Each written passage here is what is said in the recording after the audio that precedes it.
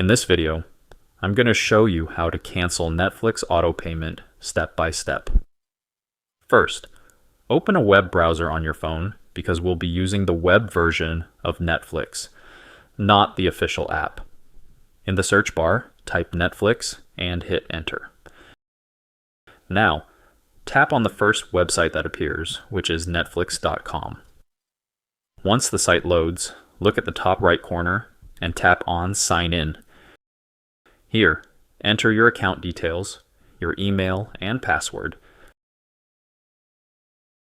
Then tap Sign In to access your account. After logging in, tap on your profile icon in the top right corner. A drop-down menu will appear. Select Account to open your account settings. A new page will load showing multiple options at the top, including Overview, Membership, Security, and Devices.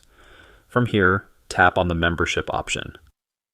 This section displays all your billing details and the current Netflix plan you're subscribed to. You can also see your next payment date, so you'll know exactly when Netflix will charge you again.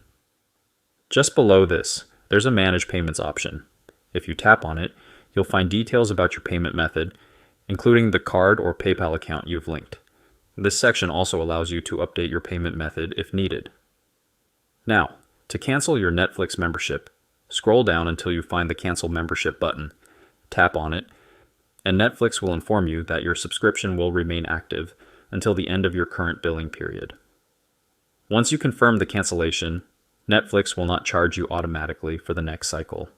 However, you can still enjoy Netflix until the billing period ends.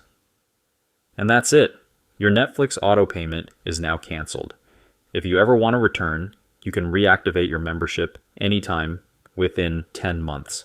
Without losing your profiles, watch history or preferences. If this video helped, don't forget to like, subscribe, and drop a comment. See you in the next one.